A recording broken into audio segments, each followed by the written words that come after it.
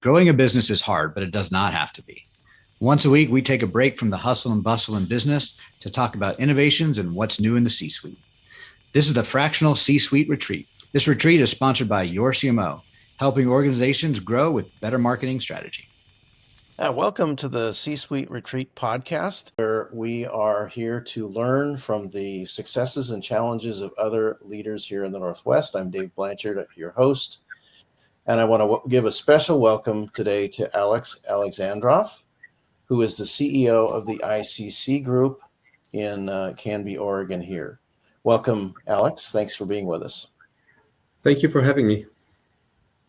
So I wanted to start off by talking about the rapid growth path you've been on in the last few years. And recently you were telling me that you had just completed an acquisition in New York. So tell us a little bit about that and what it means to your company.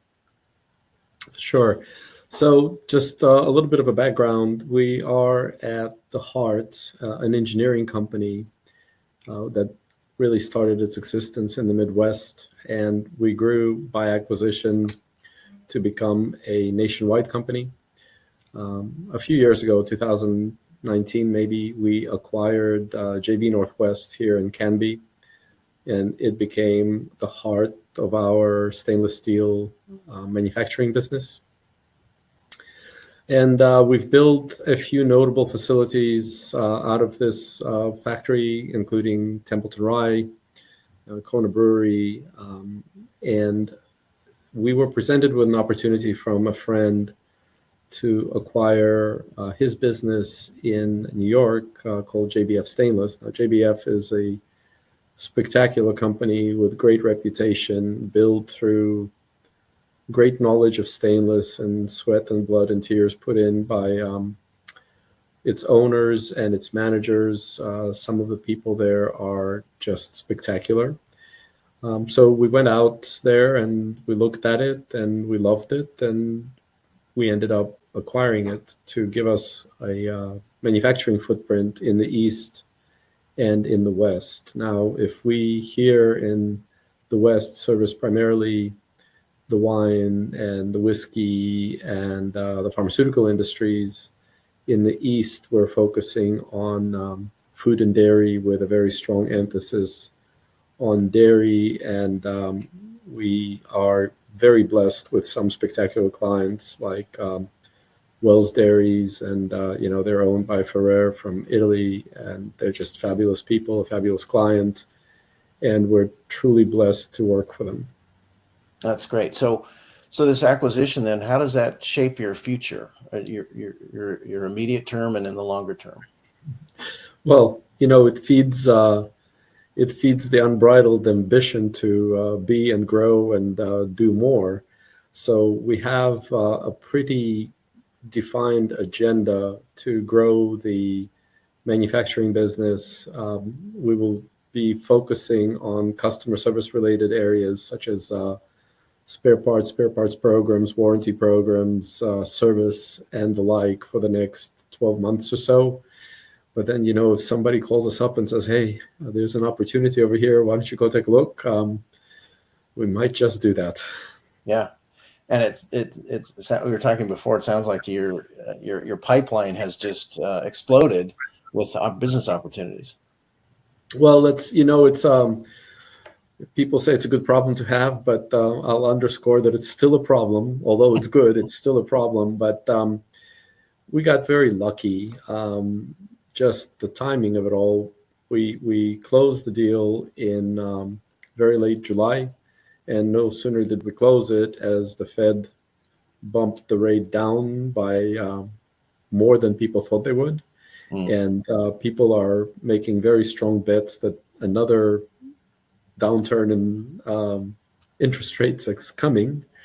So the monetary supply is loosening up, and people who undertake capital investments are certainly looking to spend their 2024 budgets in that last month or last 2 months of the year. So our sales pipeline has tripled literally between the two companies between late summer and middle fall. It's really wonderful. It's gratifying. And first and foremost, we feel extreme gratitude to our clients and customers who put faith and trust in us. I mean, we're working for some very demanding people. We work for Pfizer. We work for LyondellBasell. They're incredibly good clients, tough, demanding, keep you on your toes every day. So we're blessed. Oh, that's fantastic. Very, very exciting. And I was impressed also by the impact that you have on your clients. For example, with Vijon Beauty Products, you saved that you realized a $20 million cost saving with them. Tell us about how you did that. Sure. So, at the heart, we're Midwestern in our thinking. We look to achieve unit cost reductions for our clients that ask us to do so. And, we look at Six Sigma and Lean, and we see them a little bit too much that they're buzzwords, that people don't quite appreciate what they are.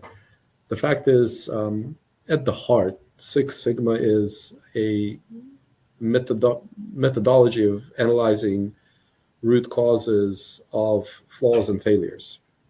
So we, of course, employ it like anybody else would to understand why efficiencies are low or why production volumes are below what is desired. And rather than telling people, oh, just do this, which many people do, or instead of delivering a report, which many other experts in the field will just deliver a report and say, well, here it is. Anybody who can walk and chew gum at the same time will execute, right? And then they leave. The difference with us is that we actually prefer to stay.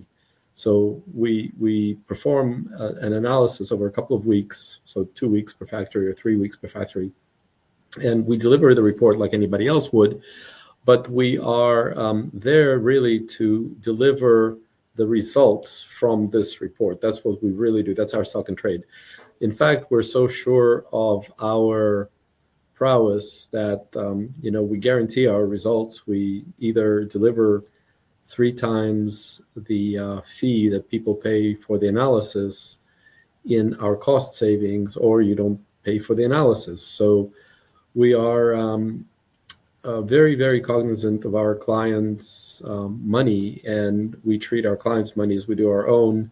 And that strategy has paid off because, we have repeat business with these people for years and years, and we must be doing something right. Not to say that we're doing everything right, but we must be doing something right. You really put your reputation at stake there, and when you make that kind of a guarantee, and it really demonstrates a value toward being fiscally responsible to your clients and producing results, and not just charging money, which is an amazing set of values. I want to come back to values later, and how you express those values in your culture. But I want to find out a little bit more about you. Kind of, how did you get to this point? What's your journey personally to get to this point where you are now in your career? So I see myself as an incredibly lucky and blessed individual. So I was born in Russia, and I immigrated to the United States in 1979. So the United States is definitely my chosen country. And I strongly believe that this environment allows people to make whatever they wish to make of themselves. So, and I don't espouse the American dream thing as much as everybody else, because the country is great in that, if you want to do nothing and lay on the beach, there are plenty of beautiful beaches in California and in Florida, and you are certainly allowed to do that, which is a blessing too. But I chose the way of business, and graduated as an engineer. I speak a couple of languages, so my employer back then asked me to move back to Europe to help them develop Central and Eastern Europe, which I did. I worked in 6 or 7 European countries, traveled the world doing it. I got recruited then to be in charge of sales and marketing for a Central European brewing group, we had a great run. Took it to 4.8 million barrels, sold it to a major European player that has green labels and a star in their logo. And it was fabulous and fantastic. Then I got into consulting like anybody else does. After you have a run at some line job, you get into consulting. An opportunity presented itself to work with ICC back in 2012. So I got into it, and the then shareholders a few years later, maybe 2020 or something like that, decided that it's time for them to exit. So okay. I was the happy recipient of that. So that's kind of my life story in a 30-second capsule. Well, so what it inspired you to focus on design, build, and engineering? It's actually a happenstance. So I went. I had an association with a Danish company called Danbrew that built 3 breweries for us in Central Europe. Mm-hmm. And it was through Danbrew that I was traveling the world and, visited St. Louis and met with ICC and visited Milwaukee and met with Miller. And one thing led to another. And, it wasn't a big design. It was, I saw it, I loved it. I said, what the heck, So there it is. Having a good time. Always. Yeah, that's great. I love that. What do you see as the biggest challenges and opportunities facing the engineering services sector in the next, say, 5 to 10 years? There are many. Engineers are engineers for a reason. They don't make great business people. They make great engineers. Mm-hmm. So going from an engineer to a consulting engineer is not as simple as people think. Mm. It's actually, when we do our little strategic papers and such, we always say it's a high barrier of entry. It's simply that little element that engineers engineer and business people do business, and they're not one and the same. The effects of the shutdowns and pandemic are lingering. I think that, we're still owed $500,000 by the IRS because, the whole ERC program got started and messed up. So we paid the money up front, but getting it back is proving to be a little bit more challenging. Mm-hmm. Quite honestly, the pressurization is coming back. It's becoming more and more difficult from the competitive stresses on our customers, which always translate to competitive stresses on us. So choosing opportunities wisely and choosing opportunities carefully is probably the greatest challenge. So you talked about the challenge of engineers becoming sort of taking on that business mindset. Do you see that something that's going to be more and more important as time goes on? Is that a sort of a trend that's going to? No, it's always been there. It's a growth obstacle. So really, to try to grow organically is very, very challenging because the acquiring a new client in the engineering sphere, if we acquire 3 new clients a year, it's a good year. It's repeat business. So it's very challenging to grow by organic growth. It's much more straightforward to grow by acquisition. Gotcha. Okay. And that brings you back to sort of choosing those opportunities wisely. Any thought you have on that about how do you approach that challenge? I take good vitamins. I exercise. Keep your head clear. I keep my head clear. Quite honestly, we're a little bit opportunistic because cash is a tight commodity all the time. Mm-hmm. So we're a little bit opportunistic. We tend to acquire companies that have a strong need to transition ownership. We haven't ever acquired a company that was in rosy health with young owners who are at the peak and trying to get out.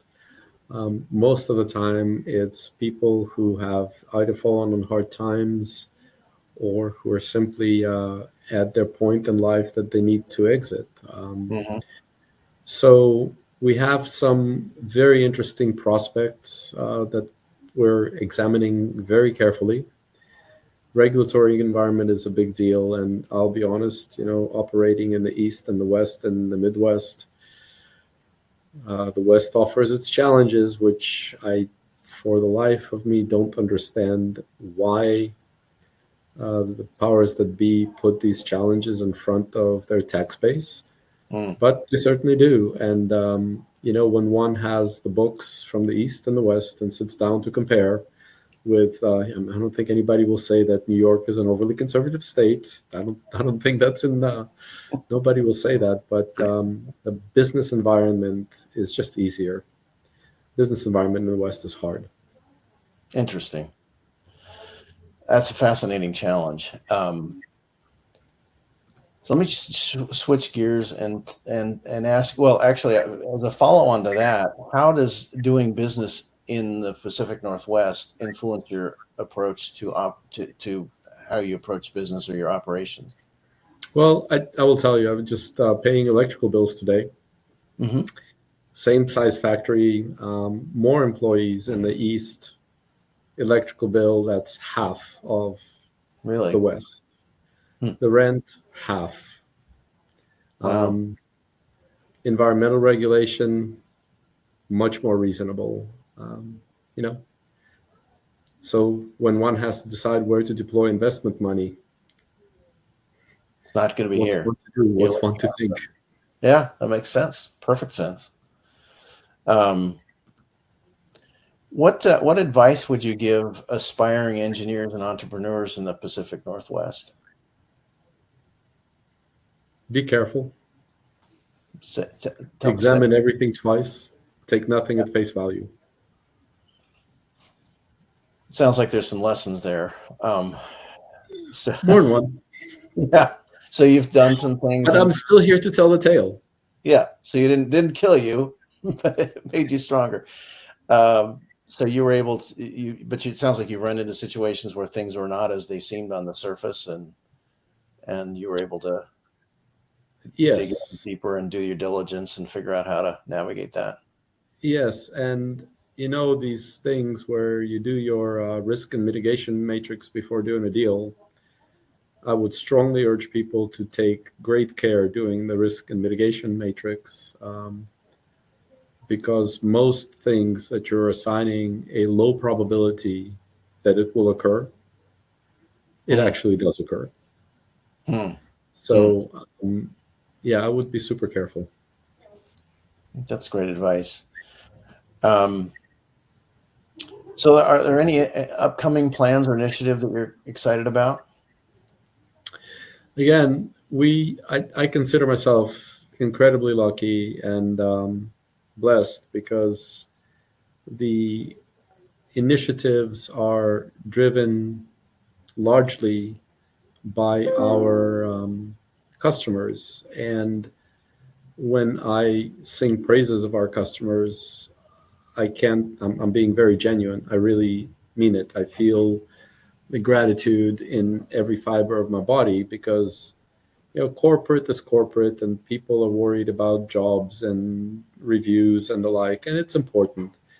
But when you're supplying entrepreneurs who are betting their money, betting their time, and we are helping them make the dreams come true, like we're building the Heaven's Door distillery in Kentucky right now. I mean, I've known its owner for 30 years. He's coming to us because he knows that things will get built. So that's the blessing. So We're how do going you, to follow our customers. In short, they're very good people, and we're going to do what they ask us to do. so it sounds like you have a strong set of values around integrity, doing what you say you're going to do, providing, how do you instill those values in your team? You have to live them. You have to live them yourself. And here's something I'll say that's very, I hope, unique. At the end of the day, you live your values to the very best of your ability, and that's all you're going to be able to do. You don't make excuses for yourself, and you hold yourself to the highest standard that you can. Now, life will, of course, deliver the lemons, and life will deliver the disappointments, and life will deliver bitterness. The idea is that you have to see the bright side because it's always there. And when I said, United States is a wonderful place, I'll say it this way. So long as you're willing to put in the energy, so long as you're willing to add the strength to the problem, I feel that the country will help you emerge on the good side of it. I feel that the environment and the people are extremely supportive, given that you're putting in everything you have. Now, if you're not prepared to put in everything you have, don't get into it because you will not succeed. This is a very competitive environment. It's an unforgiving environment. But if you're doing it, I feel it's a great environment. That is great advice. And I think this is a great place to sort of end, but I want to ask you one last question. If people want to find out more about you or ICC Group, where can they get more information? We have a website. It's not a spectacular website, but it's a website. It's ICC-Inc.net. You can see all the crazy things into which we delve there. I'm more than receptive to communicating directly with people, so I don't know how contacts are distributed and given out. Would LinkedIn be a good place to sort of connect with you if people would like to do that? Well, info at ICC-Inc.net is always a very good place.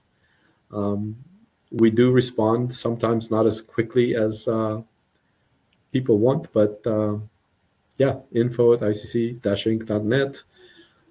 One of us or I myself will get in touch. Great. Well, Alex, thank you so much for spending some time with us and sharing your experience and your values and your, I would say, humility and gratitude. It's really been an uplifting experience, and I appreciate you spending some time with us today. Thank you so much. I appreciate the opportunity and wish everybody every success in your endeavors. Thanks. And that's a wrap. There's another successful episode of the Fractional C-Suite Retreat. See our show notes and more episodes at fractionalcsuiteretreat.com. This podcast is sponsored by Your CMO, helping organizations grow, save time and money with better marketing strategy and fractional execution. Visit them at yorcmo.com, yourcmo.com. Spelled wrong on purpose.